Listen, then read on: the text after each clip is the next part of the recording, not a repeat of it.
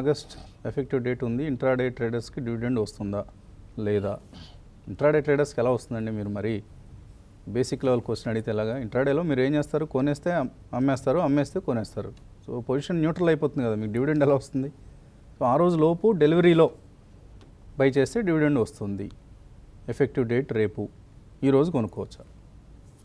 So రేపు కనుక ఒకవేళ డివిడెండ్ ఎక్స్ డివిడెండ్ అవుతుందా 8th ఆగస్ట్ అని అంటే?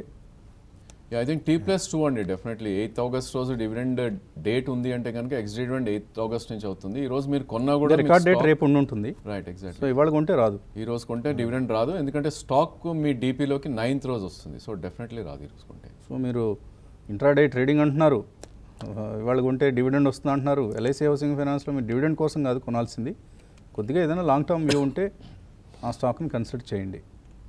డివిడెండ్ స్ట్రిప్పింగ్ చేయాల్సింది ఎవరంటే ఇన్స్టిట్యూషన్స్ చేస్తాయండి, మనం ఇండివిజువల్ రిటైల్ ఇన్వెస్టర్స్ లెవెల్లో అవసరం లేదు మనకి. శివ్ కౌశిక్ అమర్ రాజా బ్యాటరీస్ హోల్డ్ చేస్తున్నారంటే యావరేజ్ చేసుకోండి.